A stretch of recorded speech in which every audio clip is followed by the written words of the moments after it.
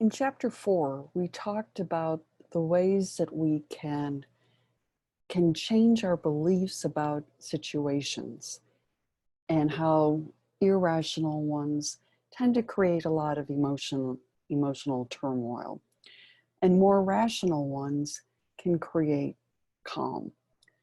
We're going to talk about similar kind of issues today and how the kinds of stories that we tell can really change our experience of life. So here's sort of a bigger version of what we were talking about in the last slide. That is that the meaning that we tell affects how we see what we see, how we understand what we see and feel, and influences how we behave, which then affects our sense of meaning, because how we behave in a situation influences how we see the world.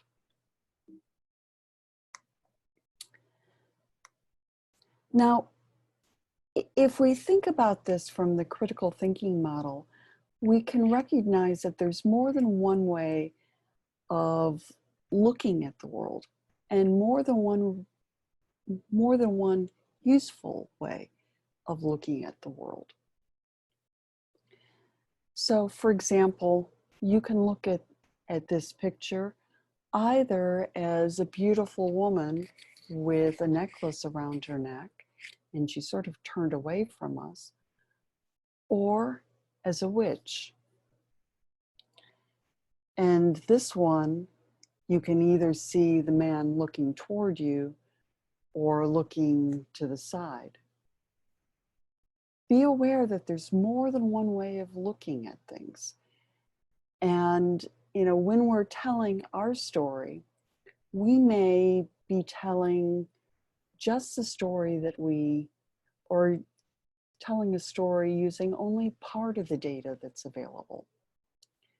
So using the events in your life, or even the events from today, you may go home today and describe things in one way, and yet there are other events in the day that might support a completely different kind of story.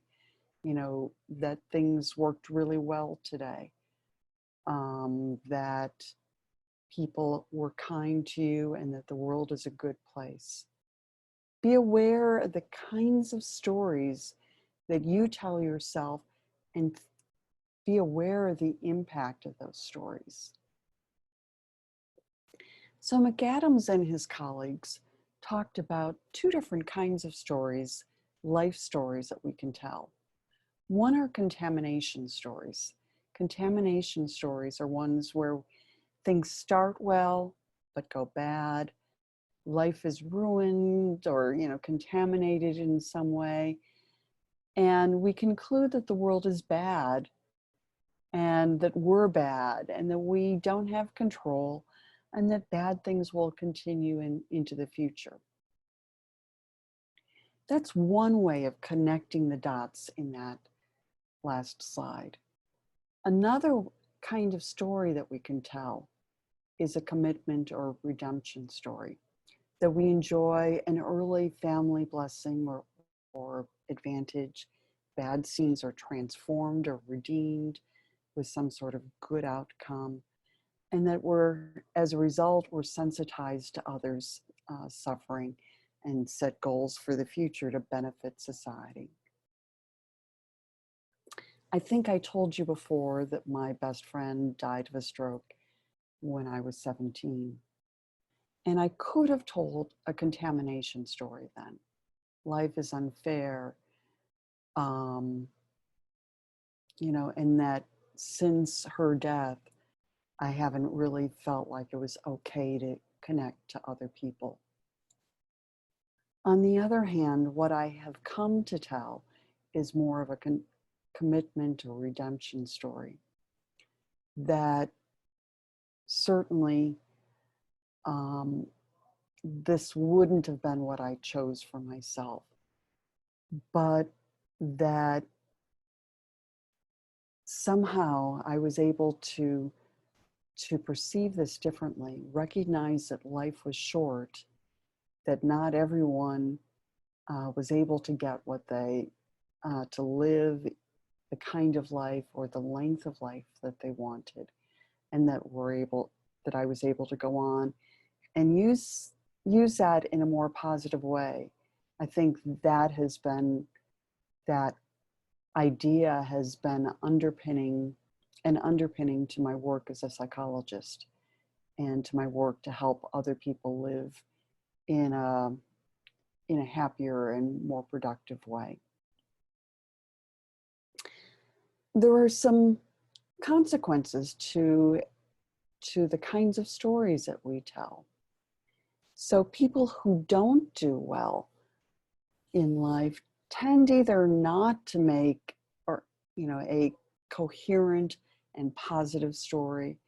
They tend to be pessimistic, view the world as dangerous, avoid problems, manage pain rather than solve problems, and see the world as unjust and unfair.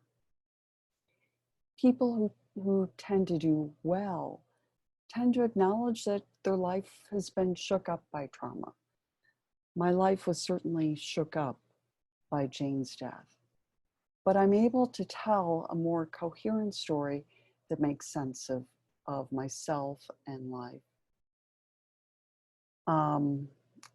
The story helps me to be optimistic about my world, to persevere, to cope well, and to look at things from different ways, including seeing benefits from the negative things that I've experienced.